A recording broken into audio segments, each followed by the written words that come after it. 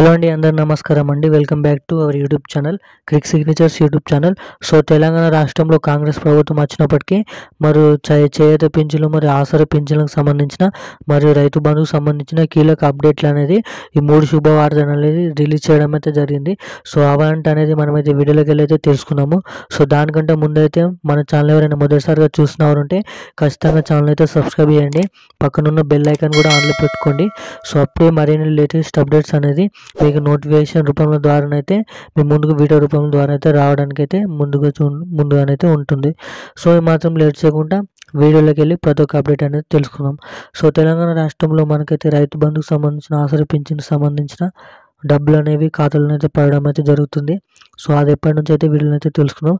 So మరి రైతు బంధుకు సంబంధించిన తెలంగాణ రాష్ట్ర వ్యాప్తంలో చాలామంది రైతులకు అనేది రైతు బంధు అమౌంట్ అనేది పడడం అయితే లేదు. సో ఈరోజు అయితే 40,000 నుంచి 35,000 లోపు ఎవరైతే ఎకరాలు ఉన్నాయో వారికైతే అంటే 30,000 నుంచి 40,000 ఐదు ఎకరాల వారికైతే డబ్బు అనేది జమ కావడం అయితే జరుగుతుందో, మరియు ఆసరా మరియు చేతి పింఛన్లు ఎవరైతే తీసుకోబోతున్నారో ఈ డిసెంబర్ నెల పింఛన్ అనేది జనవరిలో అయితే ఇవ్వడానికి అయితే ఛాన్స్ ఉంటుంది. సో ఈ రోజు నుంచి అయితే అన్ని జిల్లాల వారికి అయితే డబ్బులు అనేది పంపడం అయితే జరిగింది. సో పంపించిన డబ్బులు అనేది ఇప్పటి నుంచి వారి జిల్లాలో ఉన్న టైంని బట్టి ఎప్పటి నుంచి ఇస్తారనేది నిర్ణయం అవుతుంది.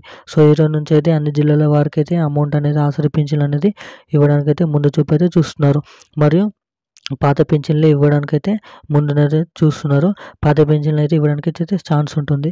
సో మరి రైతు బంధు కూడా అన్ని ఖాతాలను అయితే పడడానికి అయితే ఛాన్స్ ఉందని చెప్పడం అయితే జరిగింది. ఇప్పుడున్న అప్డేట్ అయితే ఇది. మరిన్ని అప్డేట్స్ కోసం సబ్స్క్రైబ్ చేసుకోండి. Thank you.